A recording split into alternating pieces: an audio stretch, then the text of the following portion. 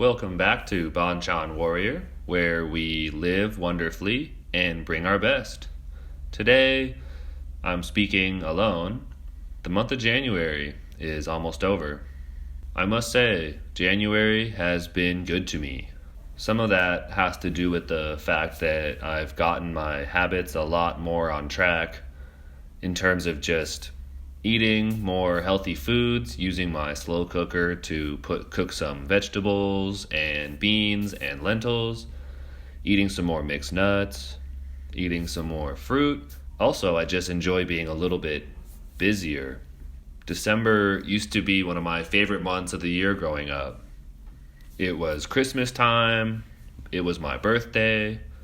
The weather was cold in Sacramento, but not unbearably so. We had a lot of delicious holiday meals, cooking some turkey or some prime rib, something that we can cut up with some Swedish bowler rolls and salad and chow down. But since moving to Korea, I've actually found December to be one of my least favorite months of the year, which is too bad.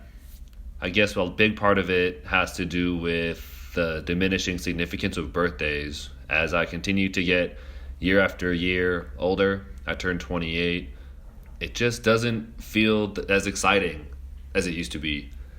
I used to be so excited for my birthday with everybody wishing me well, receiving a gift or two, going out, having a meal with friends. I swear I feel like an old fuddy-duddy. I'm sure some other person's listening to it and flipping me the bird, thinking that, oh, he's 28 and he feels old. But I don't know. There's something about crossing the age of 25 that I feel like I've crested the hill of extreme joy over my birthday. It just doesn't feel the same anymore.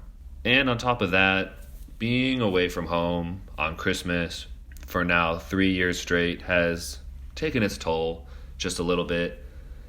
I walk around Korea and I look in the windows and there are occasionally Christmas trees set up in the cafes or the shopping malls, but the same spirit is just not there. It's not as big of a holiday here. Actually, in Korea, Christmas is a couple's holiday.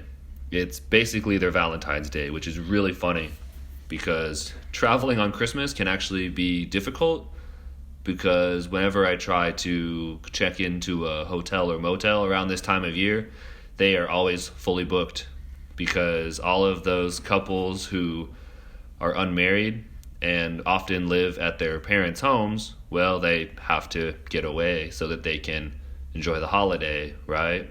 So I find actually that a lot of motels and hotels get booked up right around this time, which makes travel a bit difficult. I also find that in the month of December, classes are generally very slow, if not non-existent, which I suppose is a blessing and a curse. You know, the semester is long and tiresome, especially through the months of October and November. It can get a little bit hectic. So usually at the beginning of the month, back when I was at Namak High School and also here at JEIEI, it was a welcome break at first to have a few days of what people would call desk warming here. For people with public school jobs in Korea, we call desk warming a phenomenon that happens generally in the months of December, January, some parts of February, some parts of July, in which classes are not in session, but because we cannot use all of the vacation days allotted on our contracts, we are obliged to come into school or our place of work and just be present. We can sit at our computers and watch Netflix. Hell, we can come to work and sleep for 8 hours for all they care. All they care is that we're present, and that's it. So sometimes I really enjoy desk warming. It's really useful time to assess my lessons, try to plan new lessons, find new ideas, read up some books, try to get my professional development in check, study Korean. I've studied so many flashcards over my desk warming time. Take an online class, Coursera. I've really enjoyed edX as a source of being able to take some MOOCs, some massive open online courses to continue to develop myself Sometimes I'll just do push-ups. But I swear, after about 3 to 4 days of desk warming, I start to get tired. I start to lose my mind. I start to feel very unmotivated. I start to feel unmoored, untethered. I have no purpose. It's brutal.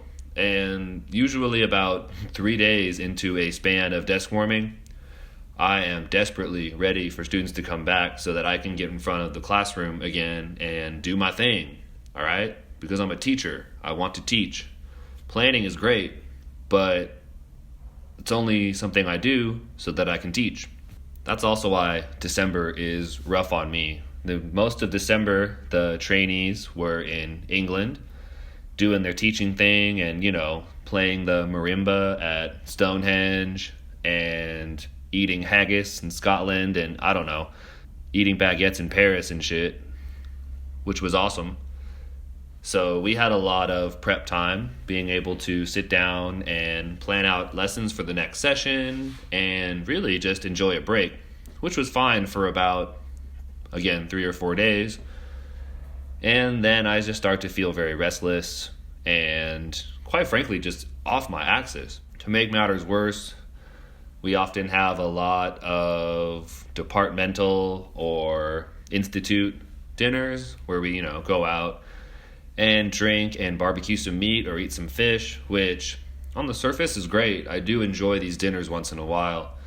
But again, it's always not the healthiest of fare, and it really takes me away from the healthy habits that I try to stick to. On top of that, with Christmas parties and functions going on, New Year's Eve, had a wonderful time on New Year's Eve. I ended up putting on a fur coat and bouncing in front of the crowd and singing Crayon Pop's song Ba Ba Ba right before midnight, which was absolutely incredible. Wouldn't trade it for the world. However, all of that alcohol and that lack of sleep will eventually take its toll. And by the time January rolled around, I was so ready to get back on the horse, to get back to class, to just get back to a routine, and just to get back to some stability. Really, that's what I really need more than anything. I don't know about a lot of other people, but at least for me, I thrive best when I have structure and I have a framework in which to build my life around. And having regular classes and regular work hours and not having all of these holidays has been a real blessing for me in the month of January, to be able to get back into my habits and being able to live a more structured and disciplined life. So, on the one hand, December has a lot of events that happen only once in a while, like my birthday and Christmas and holiday parties, and it's great, and I wouldn't trade those for anything. However, the downside of all of these once-in-a-while disruptive activities is that it also kind of throws me off of the path that I'm trying to walk, where I try to eat as healthy as I can, my regular exercise, and just being able to commit myself to learning and growing, becoming the best instructor that I can be. So I'm really happy to be here in February, on the other side of January, which was just on the other side of December. A hell month, but a wonderful month.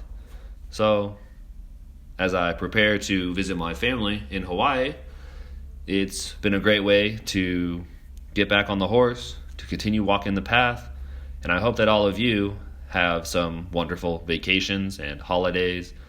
And if not, I hope that you are also finding ways to right your own ship and to put yourself back on your own axis. And until next time, this is Ian from Bonchon Warrior, reminding you to live wonderfully and to always bring your best.